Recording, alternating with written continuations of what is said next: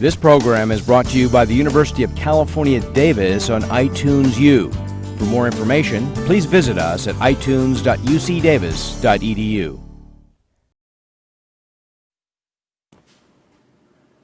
Hello. Good evening, everyone, at home and here in the class. Tonight's lecture will be about surfaces at the end. Okay, so finally we start talking about surfaces. But before that, I would like to talk about these B-spline basis functions again.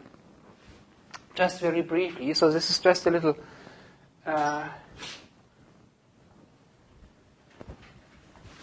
intermezzo to understand what these B-spline basis functions are. And I have not talked about that too much. I gave you this interesting recursive definition about a B-spline basis function. And again, since we are quite intelligent, all we need to understand is one particular pattern, and then we use our power of induction to see the general case, right? From I to I plus 1 and so forth.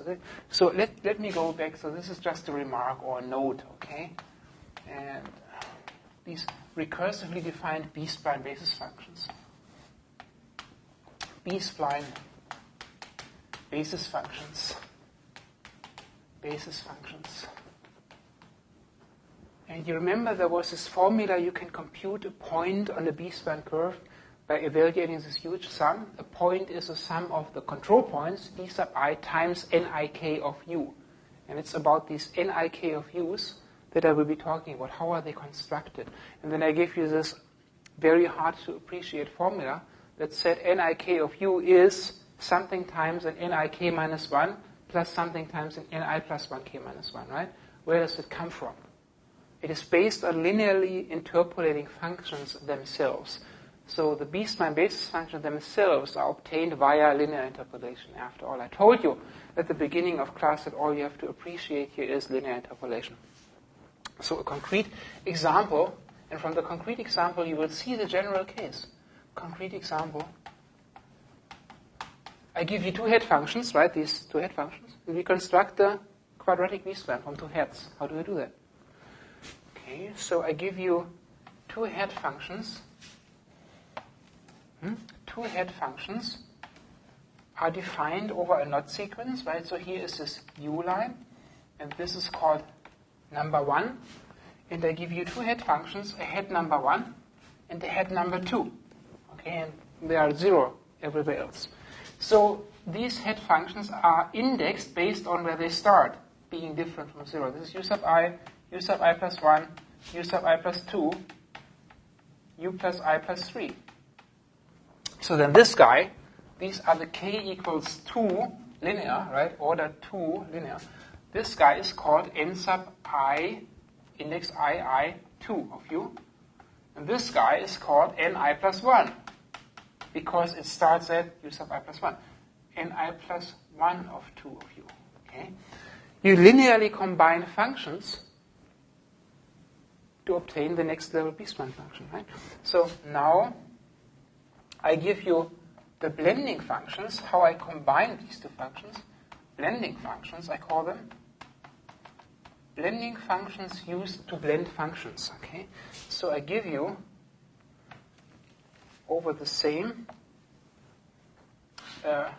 knot set, I give you a first function, this function, okay?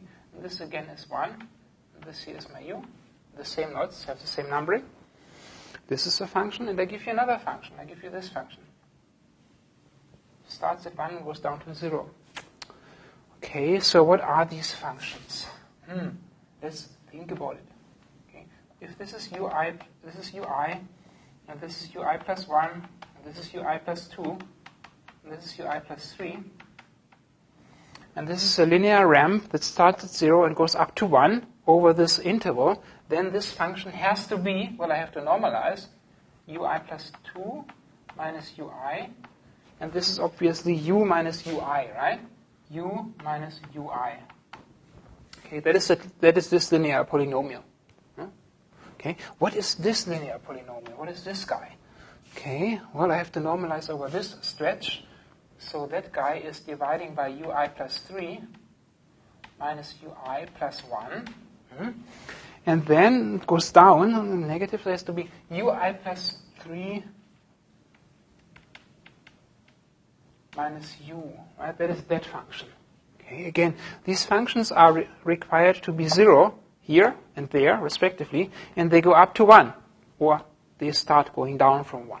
Okay, and now I want to construct from this, using these blending functions, the little happy quadratic B-spline basis function. How do I get it? So now I go to the k equals 3, the quadratic B-spline function that I can combine, that I obtain as a combination. These guys, right? And the quadratic B-spline function defined over this very same knot sequence, u, and this is height 1, will look like this. Goes up, something, and then, right, this guy. And it turns out that this function that I'm graphing like this is nothing but this function times that hat plus this function times that hat. Okay? So you obtain an entire basis function via a linear combination of other functions. That's what's going on there. And you take two hats and you get a quadratic B-spline function, or you can take two quadratic B-spline functions and you can produce a cubic B-spline function. That's all that's going on. You only have to understand this. If you understand this, you get the general formula, right? So this is u sub I plus 1, u sub I. So this one is called n sub I super 3 of u. And now I can also write down what it is, right? I said it's a linear combination of that. So n sub I super 3 of u is something times one function, ni of 2 of u, plus something times ni plus 1, 2 of u. Okay? And what's in front? In front are these linear weights, right? u minus ui over ui plus 2 minus ui.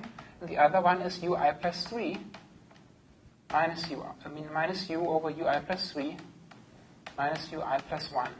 Okay? So this is a specific instance how I get this particular function from those specific functions. But this principle applies to generating all these B-spline basis functions of any order over any knot sequence. Okay? I just wanted to, again, talk about it as a little intermezzo, and you see this and you appreciate it. Okay? Just think about this, what's going on. Function 1, function 2. No? I have a primitive 1, a primitive 2. And if I want to combine two things, what do I do? In this class, I always linearly combine. Right? That's what I'm doing. And my linear combiners are these linear rams, and they are used to multiply these two primitives. And I have linear stuff multiplied by linear stuff, I get quadratic stuff. That's what's going on. And then you can iterate this. Make sense? And this is in your formula. Your formula is for the general case, but here's a specific case. And from the specific case, you should be able to also see the general case. That was note number 1 for Tuesday, February 26. Okay. Now we go back to where we stopped last time. And let me see where we stopped. We stopped at the point of worrying about the conversion from a B-spline form to a Bezier form and vice versa. And I was just finishing the idea of using this principle of knot insertion to obtain a de Boer a B-spline representation where the de Boer points, the control points, become the Bezier points. So you have this in your notes. And so the topic is from B-spline representation to Bezier representation via knot insertion. From B-spline representation, to Bezier representation, via knot insertion, right? Via knot insertion.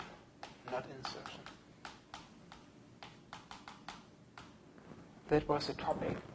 And I already had put the example on the board where I showed, or started to show, that you have to make sure that these knots from u sub I, from u sub k plus 1, u sub k minus 1 to u sub n plus 1 have to be of multiplicity k minus 1 for the de Boer points to become the Bezier points. Okay, so this was a general principle. All knots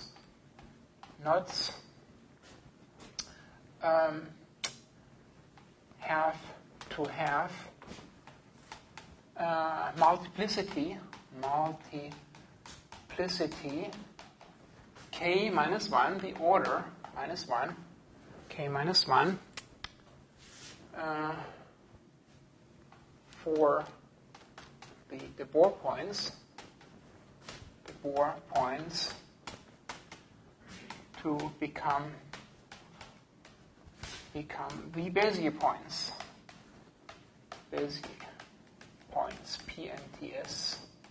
Now this is very colloquial English and it's not quite precise, nevertheless it captures the essence. The essence is all the knots in the interior have to have a multiplicity of k minus 1.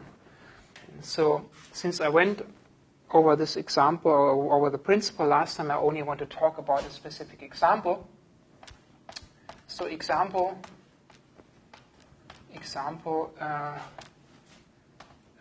cubic B-spline, cubic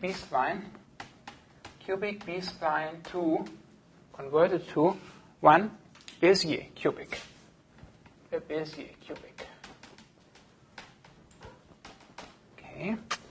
And the example I had on the board, or started to put on the board, was one where the B-spline curve only consisted of, this is k equals 4, cases k equals 4, had the case that looked like this, a very happy control polygon with original square de Boer points, who are called D0, D1, D2, D2, D3. Okay, and so this configuration would imply one cubic curve over some particular knot sequence, and so it's 4 points, order 4, one segment, so meaning there's one relevant domain interval, and then these 3 knots to the right and 3 knots to the left. Okay, and again, so there's this one relevant domain interval. I don't want to do the numbering here, it's irrelevant really, right? One domain interval maps to one segment, so the segment lives somewhere here. Okay, that's the one segment of the B-spline curve. Don't worry about that. But we want to worry about what I'm saying above. Above, I say all these knots have to have multiplicity k minus 1. All knots right now have multiplicity 1. Okay, so what I have to do is I have to take these knots. We are talking about these knots in the domain from here to here. They have to have multiplicity 3. Okay, in order for these two knots to have multiplicity 3, I have to insert this and that guy twice. So I go from here to a new knot sequence, from left to right. I go to a new knot sequence, new. And now these guys will be triple knots, which I will indicate by making these 3 bars very close to each other. Okay, 1, 2, 3, 1, 2, 3. Okay, so here is the domain. Okay, and then I have still these 1, 2, 3 to the left and 1, 2, 3 to the right. Okay. And when I do this knot insertion, you know what knot insertion is. Knot insertion is executing the first step of the de Boer algorithm once, and here I have done knot insertion 4 times. Okay, and I just give you the result, what that means. So this insertion of knots leads to a new polygon. Where is it? Well, I just draw the new polygon right above it. And so the happy new polygon looks like what? This will be the new happy polygon. This is just for reference, the original one, okay? I just draw this for reference, so very thin line. So this was the original stuff. Okay, these are no longer there. This has changed. And this has changed to the following. Here's 1/3, here's 1/3, here's 1/3, here's 1/3, here's 1/3. And so here is a new line, and here is a control point, here's a control point, here will be a control point, here will be a line, here's a control point, and there's a control point, and And this will indeed be also a control point of this new sequence. Okay? So here and here, these points really are no longer there. Okay, they have been replaced as part of the insertion. Okay, so this was just for reference, and of course on the video you can see that these things now really have been replaced. You have a new polygon. After not insertion, you get this new polygon, and the new control polygon will be this. Okay. All right. But the geometry of the curve is the same. So I tell you what the curve is. This is the curve. Okay.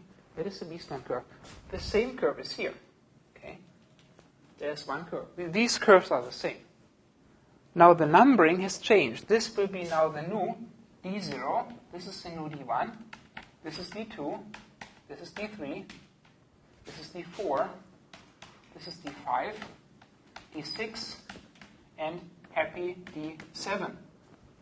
Is it correct? Well, I went from index 3 up to index 7, so plus 4. Plus 4, yes, because I also have inserted 4 knots. 4 more knots, 4 more control points, right? Going from 4 to 8 control points. The curve represented by these two configurations is the same. How many curve segments do I have here? I have one domain segment, I have one curve. Every curve segment is defined by how many control points? Order 4. 4 control points define one happy segment. Here I have many quadruples of control points, right? How many segments do I have? How many segments do I have? How many domain intervals do I have? 1, 2, 3, 4, 5. Huh? Got that? 1, 2, 3, 4, 5. 4 of these intervals have shrunk to 0. Huh? Meaning that the corresponding curve segment up there is also 0. It's not really visible. Huh? So you only have one visible segment which has a length different from 0. That is this one happy segment right there. And then these intervals, right? You have these intervals. So these intervals have length 0. They correspond to curves of length 0. Huh? So D0, D1, D2, D3, they imply a curve segment of length 0. Somewhere here. Okay? I draw this like this. Okay? There are 2 curve segments of length 0 right there. There are 2 curve segments here of length 0 right there. And this middle guy is the image of this non-zero interval which maps there. Huh? Okay? That means D2, D3, D4, D5 are here they are the Bezier points. These guys have become the Bezier control points of that segment. Okay? That's what has happened magically. So you can think of this point as a local B0. This is like a B0. This is like a B1. This is like a B2. And this is like a B3. Okay? These are the 4 control points of this one cubic segment. Okay? So that's what you have to do. In order to convert from original de Boer points to a Bezier representation, you just make sure that all the interior knots have multiplicity k minus 1, and then the de Boer points become the Bezier control points for each segment, right? If I had drawn an example where you have multiple segments, boom, boom, boom, boom, boom, all over the place, all these D's would become the B points, right? Make sense? Does it make sense? Okay, good.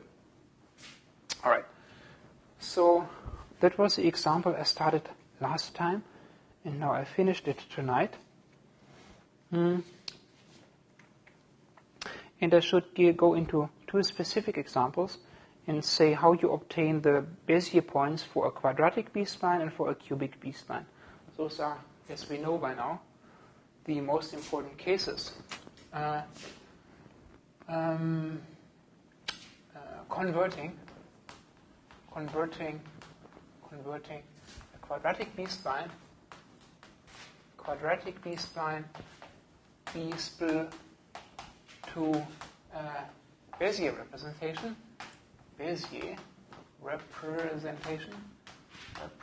Okay, we do that first. So I start with a control polygon. 2, 3, 4. Okay, so I have 4 polygons. These are my original Debord points. I call them, so this is k equals 3, right, quadratic, d0, d1, d2, d3, d4. In this specific example, general case follows from the example. And here's my U-line. How many quadratic segments do I have? 1, 2, 3. I have 3. So therefore I have 3 relevant intervals here. Right, this is the domain part. 3 intervals, 3 quadratic segments.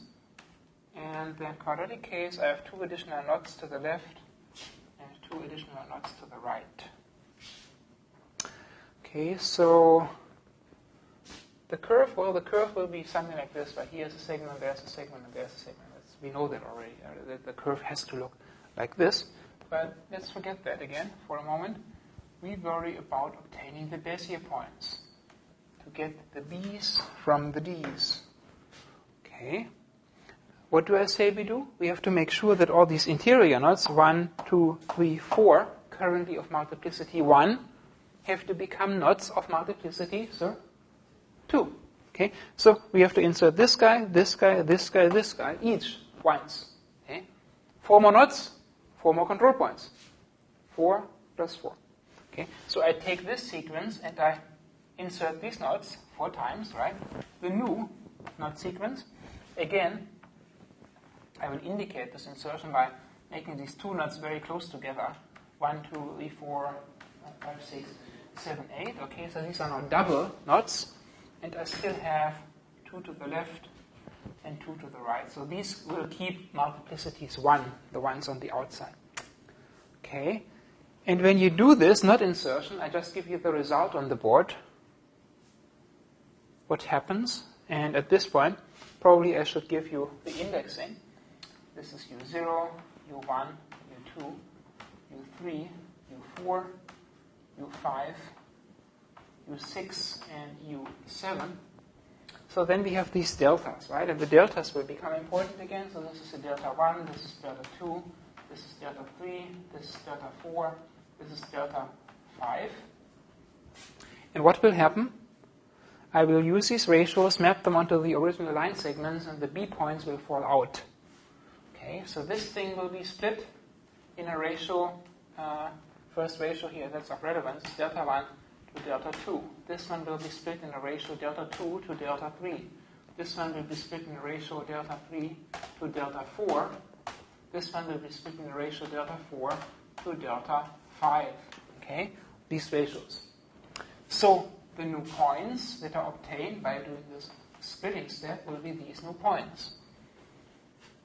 That's the new B-spline representation for the B-spline curve based on this knot sequence. Okay, I have 4 more knots and I have 4 more control points. The 4 new control points are the circles which lie somewhere on this original polygon. But these 3 points are also the Bezier points of this quadratic arc. One quadratic arc, B0, B1, B2. Okay? 3 consecutive Debord points now become the Bezier points for each quadratic arc. And that's the beauty. Here I have B0, B1, B2 locally. A second arc, and again, local control points, B0, B1, B3, and a happy parabola. Okay? So now I could call these things. I could say this is a local B0, this is a happy B1, right, and this is a B2, and so on. Again, this is a local B1, B2, B3, a local B1, B2, B3. Or I can just number them, all of them B0, B1, B2, B3. So. Okay, so this is going directly from the B-spline polygon to the Bezier representation. All that matters is to take these ratios down here, map them there, and you have the Bezier points. That's the rule of thumb that you have to take home. Now, if I can do this for the quadratic case, I can also do this for the cubic case, and that's what I shall be doing next. All right.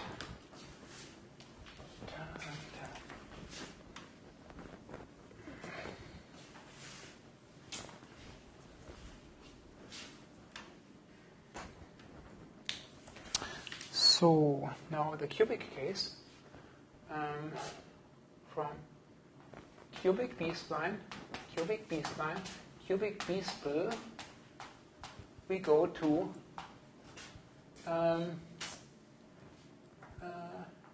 cubic Bezier segments, cubic Bezier segments, Bezier segments, right? Segs.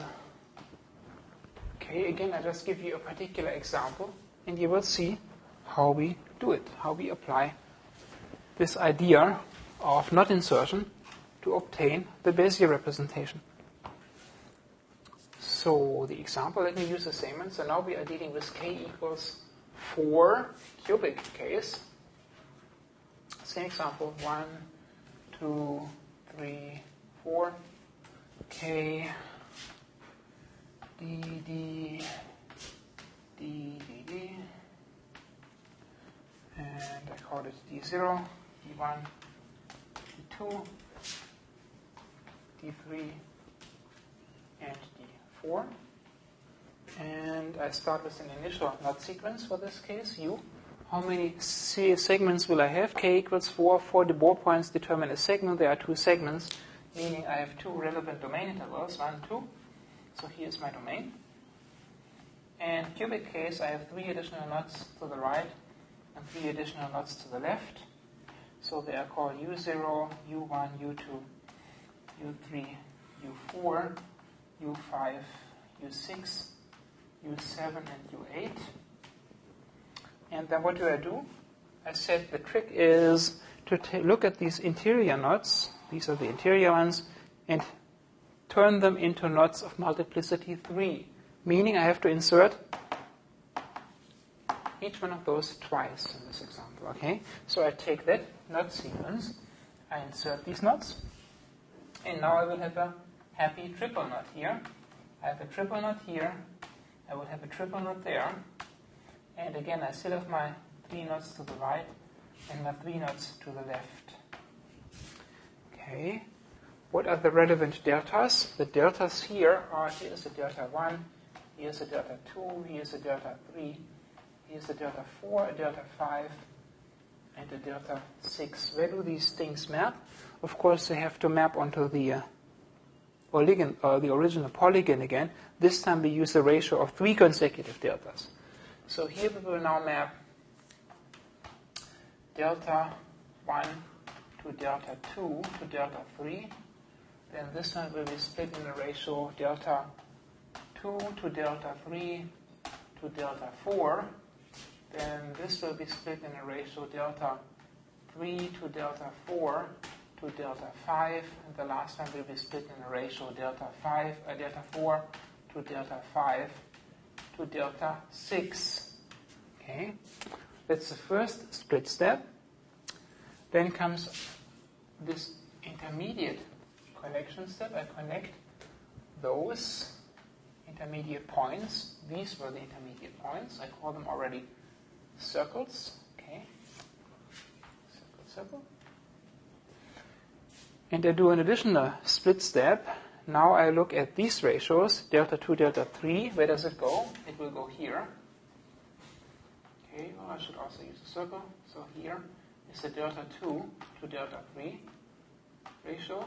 Here will be a delta 3 to delta 4, delta 3 to delta 4, and here will be a delta 4 to delta 5. Okay. What does your eye see? Your eye sees there is a cubic Bezier curve there, and there's a cubic Bezier curve there. What has happened? We have the old and the new control point knot sequence. We have the old square B-spline control polygon, and we have a new B-spline control polygon. But what has happened? Some of these circle points, they are actually the Bezier points of the 2 cubic segments. This is the first cubic segment, and here's the next one. Okay? And there's a bunch of segments of length 0 corresponding to these 0 length intervals down here, but forget about those. Important thing is here, this you can think of this as a local B0, this is a local B1, this is a local B2, and this is a local B3. Right? And these are the 4 Bezier points of that particular cubic subsegment. Here are 1, 2, 3, 4 control points of that cubic, and so forth. So you go from the squares to the circles. And you also go from the circles to the squares? Of course, right? You can do this algorithm forward or you could do it backward, right? Not insertion, not removal. You can do that too. No time to talk about that. But of course, if you can go from the squares to the circles by putting more knots in, you can take these knots, take knots out, and go backwards. You can do that too. The algorithm is reversible, of course. Think about this and like it or not.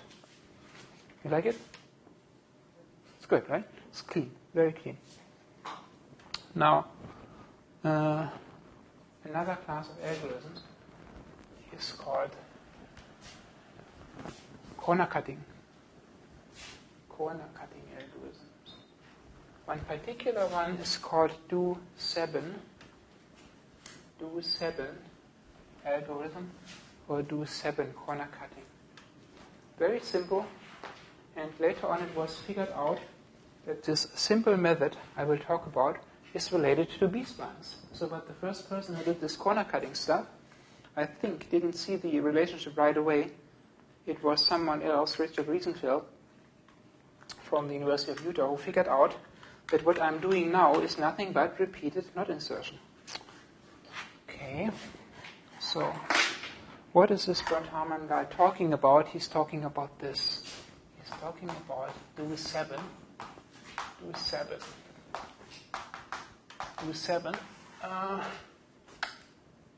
method, and it's an example of corner cutting. Corner cutting. What is corner cutting? Okay. Again, I just give you the example, what we do, and then actually I will also give you the idea for the proof why this, what I'm doing, is really related to a quadratic B-spline. So, 1, 2, 3, 4, 5. Okay. Forget about the notion of Bezier points or the Bohr points. You just have points, okay? This polygon is a polygon and it has corners, of course. Here's a corner, there's a corner, there's a corner, there's a corner. Now, corner cutting just means take this corner and cut it away. Take your scissors and cut it off. Take your scissors and cut it off. Take your scissors and cut it off. And do7 just said, well, when you cut a corner, use a certain ratio. Use the ratio of 1 to 2 to 1. This is it. You consider a ratio 1 to 2 to 1, and you apply it over and over to cut corners. Okay? You split every of these line segments in a ratio 1 to 2 to 1. Okay, so if I split this in a ratio 1 to 2 to 1, it will be split into 4 pieces. So this is my original point, next point, next point, next point, next point, next point. And I split this in a ratio 1 to 2 to 1. Okay, all right. 1 to 2 to 1.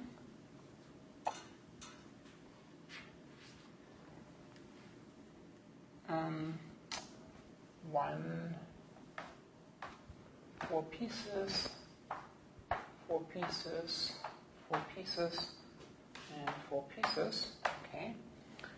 And so the corner gets cut in the following way. I cut this corner away by saying this is a new point, this is a new point, this is a new point, this is a new point, this is a new point, that is a new one, that's a new one, here's a new one, and here's a new one, and this is a new one. Okay, what did I do? I split all of this in a ratio 1 to 2 to 1. I split this in a ratio 1 to 2 to 1. Okay, so this ratio 1 to 2 to 1 is all over. And I connect the new points again by a polygon. When I do that, I cut the corner, right? The new polygon looks like this. Connector, connector, connector, connector, and connector, connector, connector, connect, and last connect. Okay, so I have a polygon that is, in a sense, smoother. Okay? What did I do? I used my scissors and I cut this corner off. Boom, go away. Huh? I used my scissors and cut this corner off. Boom, go away. Right? Now, if I can do this once, then I can do it twice. If I can do it twice, I can do it infinitely often. Right? Okay, I have a polygon, I cut the corners off. I have a new polygon, which is still a polygon with corners, right? So I cut its corners off again. And again, I cut its corners off again. And in the limit, what will you get? You will get something that looks smooth, even though it's still a polygon, right? No matter what. Okay? So now you take these new, shorter line segments, and again, you split them in a ratio 1 to 2 to 1. Okay? I can do that one more time on the board, right? So if I split it one more time in ratio, this one, here's a point, right? Here's a point. Here's a point. Here's a point. Here's a point. Here's a point, 1 to 2 to 1. So here's one guy, here's one guy, 1 to 2 to 1, here's a point, here's a point, here's one, here's one, here's one, here's one, here's one, here's one, and here are 2 more. Okay? It's the next generation of points. And again, how do I connect points? By line segments. So I get the next second generation curve. Well, not a curve, it's still a polygon. Well, it's a piecewise linear curve, right? So you have this polygon. And again, it is smoother. Well, in a sense. Still has corners, huh? It's a polygon. So now you get this polygon coming out. Connect, connect, connect. So in each step it roughly doubles, right? Because you always take one line segment and make roughly 2 out of it. See that you can do that over and over again. You can write a loop, right? Split, split, split, split, split. Ultimately, what do you get? What do you get in the limit? Do you have an idea what you get in the limit? What do you get in the limit? Something smooth, right? Probably. This sequence will converge to a quadratic B-spline defined over a uniform equidistant knot sequence. That's it. But that was an insight, okay, when you analyze this scheme. I think the original folks inventing the scheme, do 7, didn't really realize that this is repeated knot insertion applied to a quadratic B-spline polygon. If you interpret the original polygon as a control polygon of a quadratic B-spline, then you obtain this sequence as a result of repeated knot insertion. Anyway, this sequence will converge towards these quadratic arcs, right? In the limit, you will get a smooth curve, this quadratic segments, and you will get this quadratic segment, and you will get this quadratic segment, and so forth. So, actually that was a little bit wrong. The quadratic segment is here. This will be your big first quadratic segment that you get. The next big quadratic segment is, of course, this one. Second quadratic segment in the limit. And the other big quadratic segment you get is from here to here. And the last one is from here to here. Right? So what you get in the limit is the result of, well, evaluating a quadratic B-spline with 4 segments. Okay, that's what you get in the limit. So this also tells you that if you render or evaluate a B-spline curve, you do not have to evaluate it using this nasty formula. You can just do repeated corner cutting using this mask, and you will know that you evaluate that you render effectively a quadratic B-spline. Don't you render polygons anyway, ultimately in graphics? Do it anyway, right? All you do is you render polygons, right? Polylines. So why not do it this way? Start with 4 segments, 7 segments, 11 segments, boom, boom, boom. And ultimately you don't see a difference anymore, right, on the screen. Make sense? So that's very cool. And so this sequence, the sequence of polygons converges to something. Converges to a quadratic B-spline quadratic B-spline, B-spline over a uniform equidistant knot sequence. Uniform equidistant knot sequence.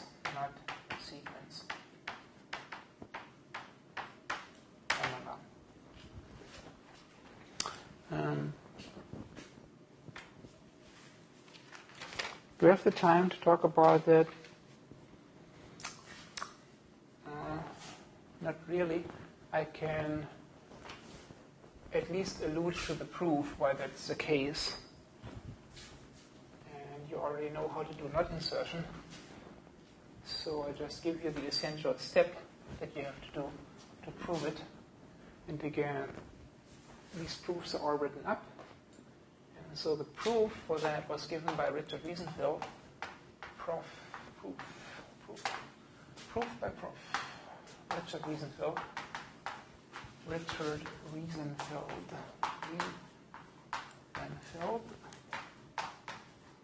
Okay, at Utah, University of Utah.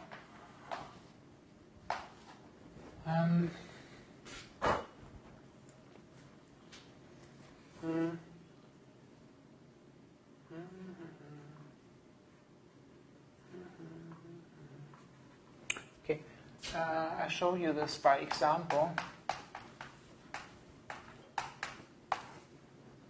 I give you an initial polygon. Again, do not think of it as a B-spline control polygon, even though it is. And then I said the proof is based on the assumption that this is indeed the result of a repeated knot insertion. If this is a quadratic B-spline, let's see, that's what's to be demonstrated. K, that would mean K equals 3. So then for this particular control configuration, there would be two segments. So I have two relevant domain intervals, and two to the right and two to the left. Right, two quadratic arcs. Here's the first one, that's the second one. And I want to say that when I do this corner cutting business, that I indeed get those two arcs. And these two arcs are obtained by repeated knot insertion at the midpoints. Okay, what do? I take this initial configuration, and in the first step,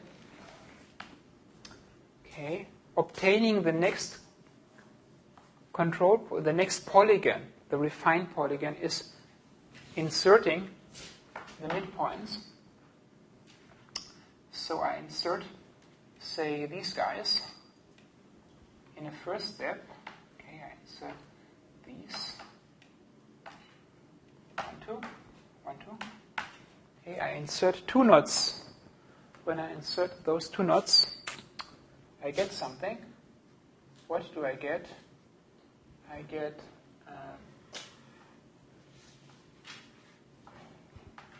this guy, I get this guy. This is the ratio 1 to 2 to 1. And this is not insertion, so I get this triangle here. And then I insert one more here, so I get this triangle. Okay. When I insert these two knots, I get two more control points, the bore points, and essentially these two circles get replaced by these two and these two new triangles. That's the knot insertion step. So I get a new polygon. This new polygon would be this way, that way, and that way. Okay. Okay. These are the two inserted knots.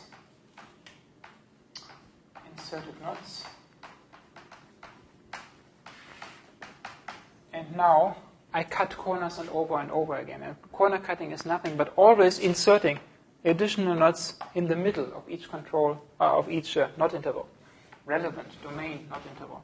So again, so here this is my domain. Now I look at this. At this point, it looks like this. I have 4 relevant domain intervals and 2 to the right. I don't do anything here on the outside. And again, I insert at the middle of these intervals additional knots. 4 new knots, 4 new de Boer points. Where are they? I have to now, split these things somehow. And when I do that, actually what you will get is, you will get this guy, 1, 2, 1, you will get ratio 1 to 1. You will get a ratio 1 to 1. And this will be 4. So you will get a point here roughly. You will get a point here roughly. Okay. So in the next generation, you will get a polygon that looks like this.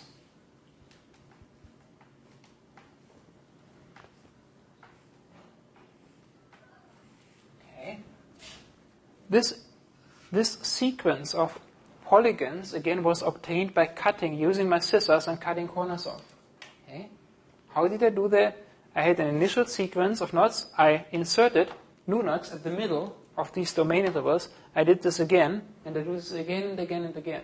If I do this ad infinitum, then I ultimately will get this arc and that arc. Right? I will get the two parabolic arcs making up the B-spline curve. Okay. And that's the idea for actually formally proving that this corner cutting business corresponds to repeatedly inserting additional knots at the midpoints of an intermediate knot sequence. Okay, so far so good. That was to 7. This is a ratio, right? 1 to 2 to 1. It gives you a particular curve. You can cut corners in different ways, right? 1 to 10 to 1.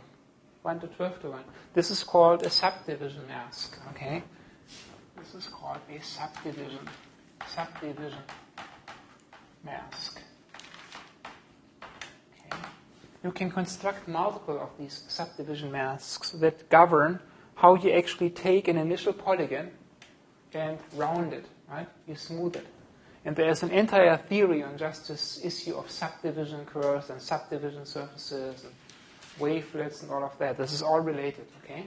So the subdivision mask relates to subdivision curves and subdivision surfaces. All interesting stuff to talk about next quarter.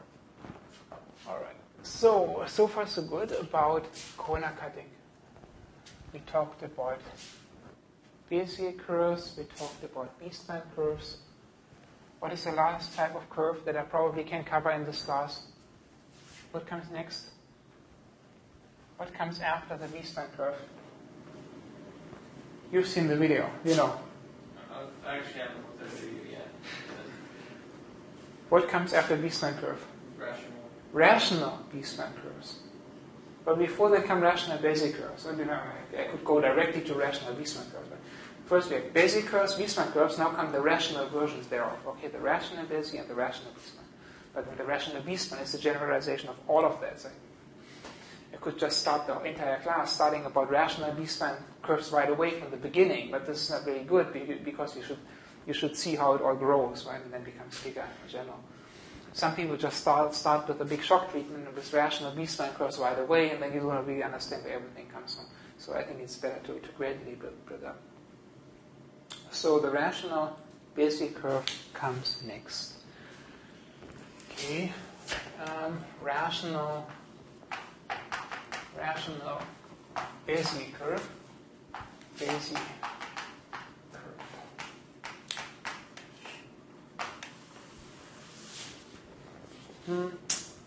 How should I do that? Yes, I do it formally this time. Why not? Because by now you know what these things are. A rational, a rad Bezier curve is defined as a curve depending on a parameter t, right? Bezier curves depend on t, and they are always, and now things become rational, meaning something divided by something, sum I from 0 to n, and now we have weights, okay? Weight I times Bezier point I, wi times bi, times our familiar Bernstein polynomials bin of t, divided by the sum of all these weights, wi times Bernstein polynomials bin of t, I from 0 to n. That is the formal definition. Okay, and when we divide by something, we better make sure that this stuff doesn't vanish, okay? So we have to say something where some conditions should hold on these weights, okay? And I put two meaningful conditions here, where all weights are greater or equal 0, where all Wi greater or equal 0, and this expression, the sum of all weights multiplied by the Bernstein polynomials is greater than 0.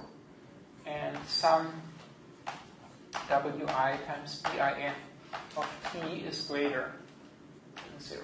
Okay, otherwise we divide by 0, which we don't like. Negative weights don't make much of sense either, right? So we don't want negative weight. What's a negative weight for a point? All right, an example. Okay, let's do an example. Okay. And for all these cases, I just say t runs between our typical interval 0 and 1. So we take this piece of the t line, and it becomes a deformed curve. Give you a polygon. I give you a polygon, and I give you the same polygon. Okay. Our Bezier points traditionally are called circle, and they have names. And the name is B0, B1, B2, B0, B1, B2, and B0, B1, B2, B0, B1, and B2. But now we have weights for these points, okay? And the weights can be thought of as an attractor of each point, how strongly the curve will be pulled or influenced by a particular point. So here we have a weight. Weight 0. Let me just say the weight 0 is 1. Let me say weight 1 is 1. And weight 2 is 1. Now your intuition. What does your intuition tell you? If all the weights are 1, then this Bezier curve, this rational Bezier curve is probably, follow your intuition. If all the weights are 1, then this thing is the standard Bezier curve. Okay? The standard Bezier curve will look like this, correct? You know it looks like that. Now we can play a game. I can say weight 0 is 1, weight 2 is 1, and I can say weight 1 is 0. Right? I can do that. I can set the weight for this middle Bezier point, weight 1 to 0. Okay? Follow your intuition. What would this mean? I said you can think of the weights as strength of these points. When this point has a weight 0, that means it has no strength whatsoever. That means it has no influence on the shape whatsoever. Weight 0, point B1 has no influence. Meaning there are effectively only two points, B0 and B2, that have weights. Therefore the curve will be, you were right, yes. So it has to be the line, okay? It is the line. Okay, so now from line to the parabola, and now I do something where I make the weight in the middle very, very high. And what is the effect? So I say weight 1 is very big, so I say it's 1,000. And weight 0 is small, it's 1. And weight 2 is small, it's 1. What is the effect here? If one of the points has a very high weight, then what? I pull the curve toward the point. So the curve will look somewhat like this. Okay, and now you can get all the shapes in between. Okay, so I can just put this here.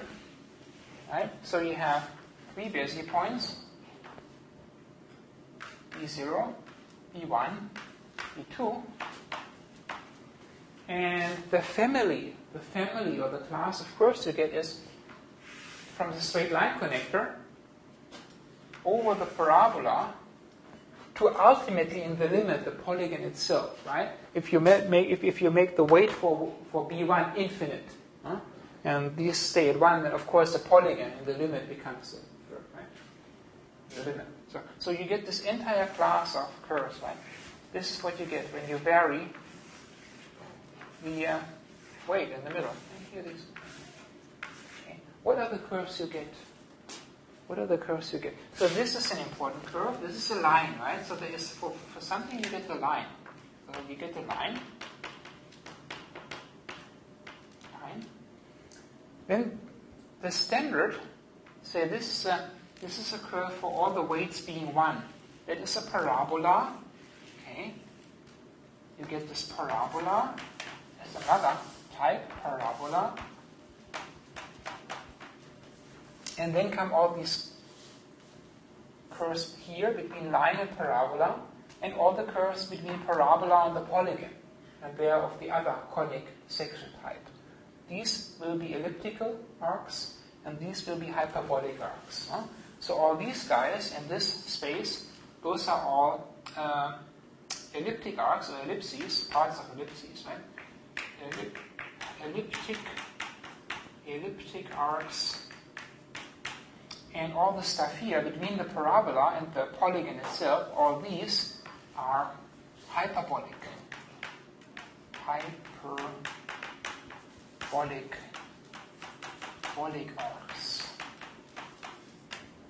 So you get the class of conic sections, right? This is rational stuff. Okay.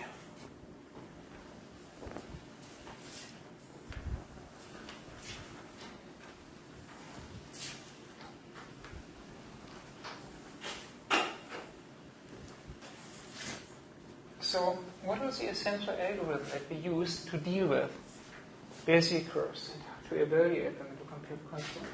What is the essential algorithm for Bezier curves? The Descartes-Lie algorithm, right? Can we throw all of that? Do we have to throw all of that away, but that we have already tediously programmed, or can we use it all? Can we use it all or not? I gave you the formula here, right? For the rational Bezier curve. Can we use it all, or do we have to start over again? We can use it all. Okay. So, and this is a the projective interpretation of the rational Bezier curve. The projective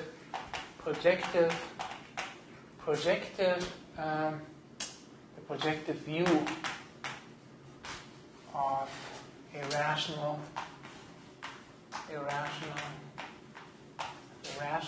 Bezier curve.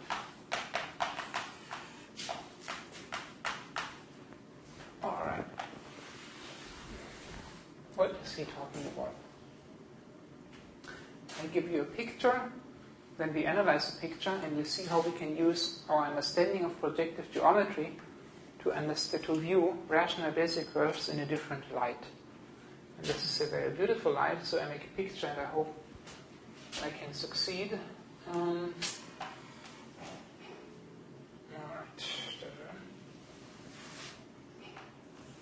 I give you a plane.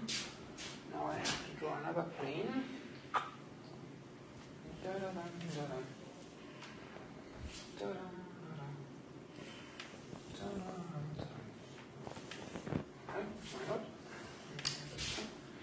I have something here, and I call this direction the weight direction.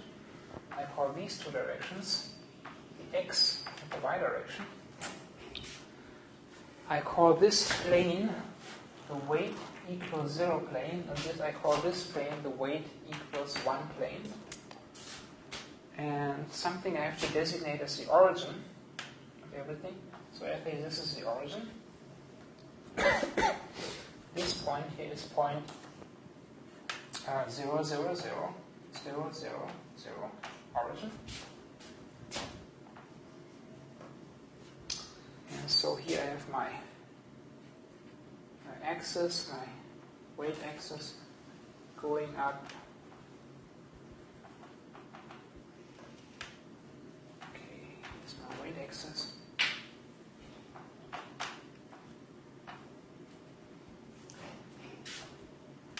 And now for rational Bezier curve, what do I have? I have control points, right? So I have control points somewhere, and I draw the control points here. I draw the control points here. I draw one happy control point here. I draw another one here. And I draw a third one right here. Okay. Those are my Bezier control points. the Bezier control points define a Bezier control polygon. And now these Bezier control points have weights, correct? So I can interpret these weights in ways that they multiply the xy coordinates of these Bezier points. Okay, when I do that, I can interpret that by alluding to a perspective projection step, moving this point there, perspective projection step, moving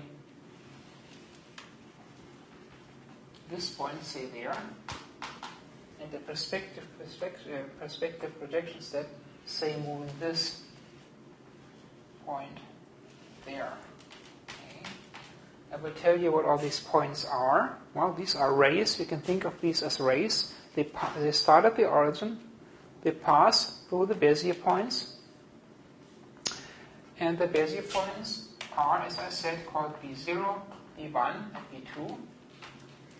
And what are they again? So I have the Bezier points. B0 is an x0 and a y0. And Bezier point B1 is an x1 and a y1. And B2 is an x2 and a y2. Right? And those two-dimensional points, they lie in this plane. That's what they are. But now, what did I do? Well, I multiplied something here. Well, I constructed rays starting from the origin of a three-dimensional coordinate system where I have the weight axis going up. Now I take the x and y components and multiply them by the weight. So this point here is a B0, I call it B0 star. Okay, so what happened here? From those, this guy has a weight 0, this guy has a weight 1, and this guy has a weight 2. And from this set of information, I construct Bezier points in three-dimensional space, namely B0 star, which will be weight 0 times x0, weight 0 times y0, and weight 0. It has three coordinates, but that shouldn't shock you. Okay? I just multiply the first two by the weight, and the third coordinate is the weight. Then I get a B1 star, which has coordinates weight 1 times x1, weight 1 times y1, and weight 1 is the third, and B2 star is weight 2 times x2, weight 2 times y2, and weight 2. Okay, so those are these points here. This is a polygon that lives in three-dimensional space. This is a plane. This plane, I call it the weight equals 1 plane. And then I move the polygon into 3 space by doing this operation. This is B1 star, and this is B2 star. Okay. Where do I want the curve? The curve I want is down here. Here's a curve somewhere, this rational curve. How do I get it? I compute a curve up here in 3 space, take the point on the curve in 3 space, and I project it back into the weight equals 1 plane. Okay, and then I will summarize all these steps. So what I do, or what we do, is we actually consider these star points, those guys, and we do a de Castillo algorithm to evaluate up here to compute this curve. This is a curve in 3-dimensional space, okay? Not in 2 space, it's in 3 space, 3 coordinates. And I compute a curve point here, this guy, compute this point, and I call this point the C star of t. That's not the point I want. I want the point down here in the plane, in the 2 space. How do I do it? Again, I do a perspective projection through the origin. So I take this, consider the line passing through the origin, and then wherever this ray intersects here will be the point that is the point on the actual curve here in the plane. Okay. Was a lot. Okay, what I did here.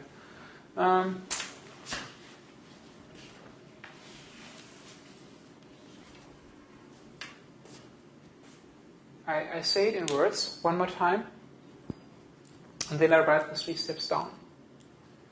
The insight is that dealing with the rational Bezier curve can be translated into the problem of viewing it as a curve in three-dimensional space and then projecting the curve back into the plane.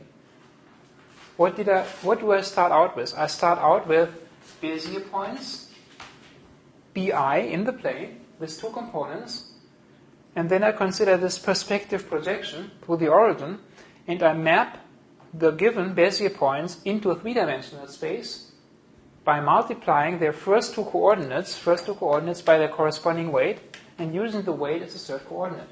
That means I have a polygon in three-dimensional space up here.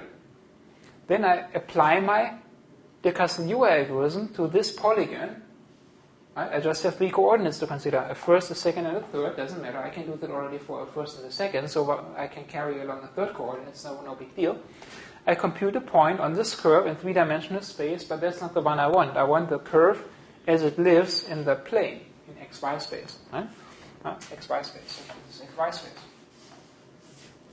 And I do that by a projection to the origin. Consider this ray, the point on the three-space curve, connected with the origin, and then where this ray intersects, or this line intersects with the w equals 1 plane, I have a point on the curve. So the first step is called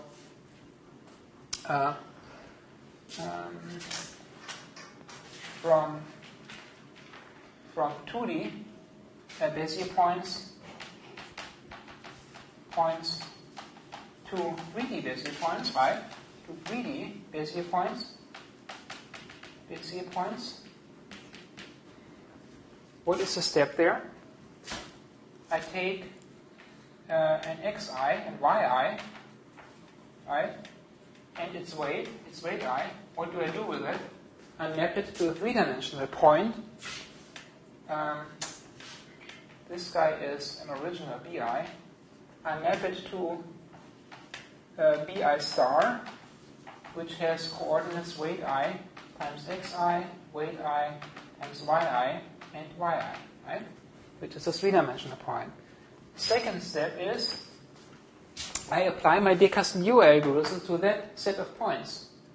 I have a polygon in three-dimensional space. And I just interpret the polygon given by these BIs as a control polygon of a curve in space, and I project it back. So second step is I apply my de Castelnau algorithm to the BI star points. Okay?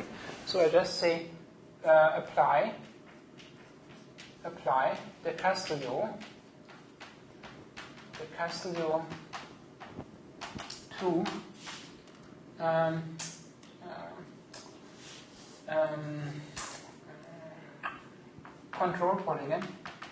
control polygon in 3D space given by the BI stars, given by the BI star control points. And in the third step, I have to take this point, the C star point, and move it into the plane where I want the point C of t.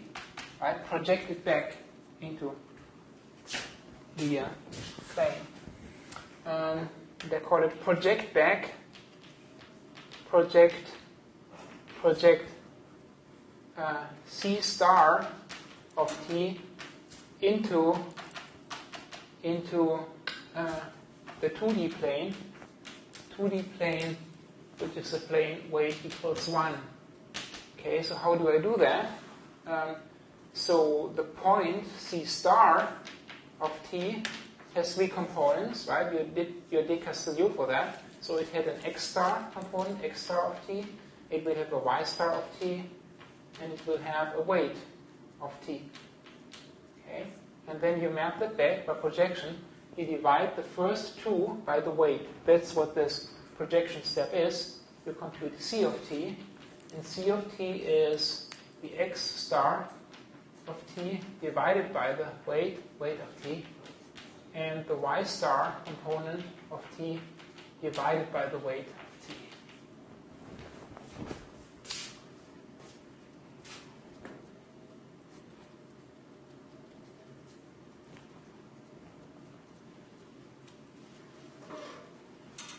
Nothing magic really, okay? Again, there's beautiful geometry involved. You can use all the machinery, all the algorithms, all the tools that you already have. And you just have to do 2 additional steps, okay? You have to take the original Bezier point and you map it from a 2-dimensional space to a 3-dimensional space by considering the weight in this way and multiplying things. Then you apply your Decastre algorithm in 3 space.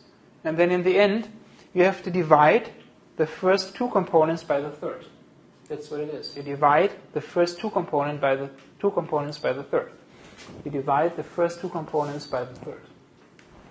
That's what the projection is of this curve into the plane where you want to render, right? So all of this is really taking place into the x, y, w space, and you want to have the image or the result in the plane weight equals 1. All right.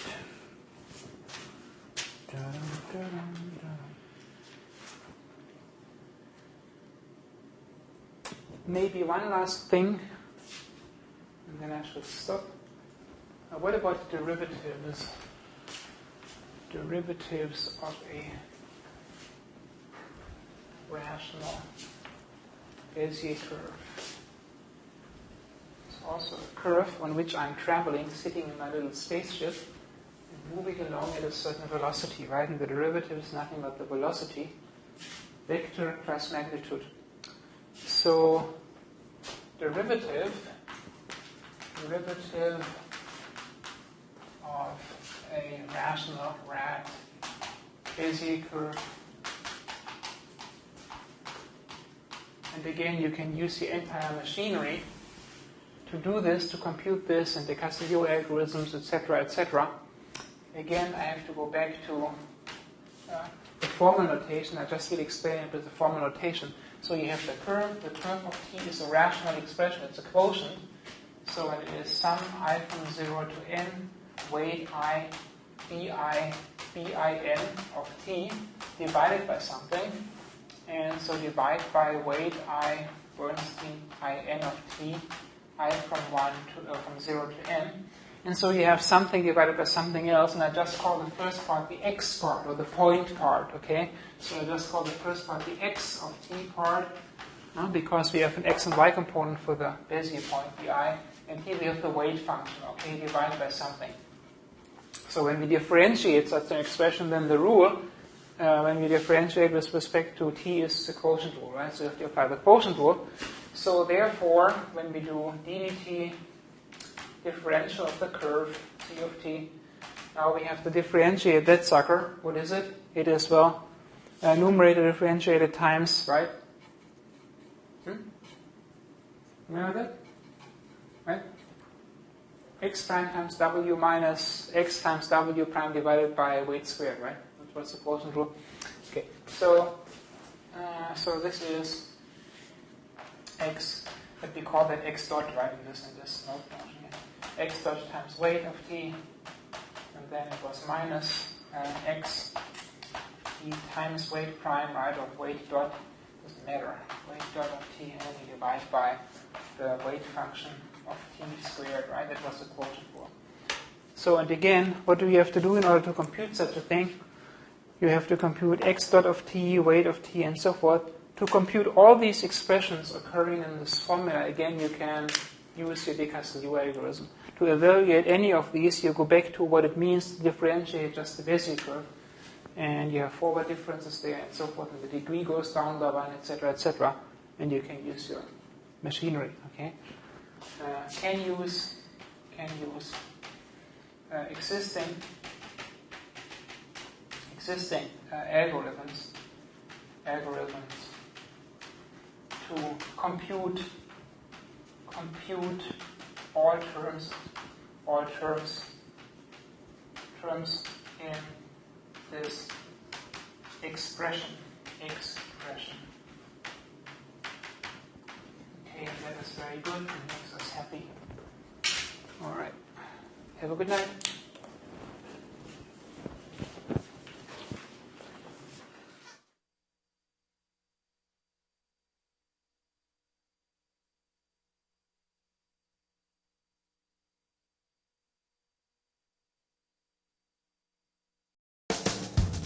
The preceding program was brought to you by UC Davis on iTunes U. Please visit us at itunes.ucdavis.edu.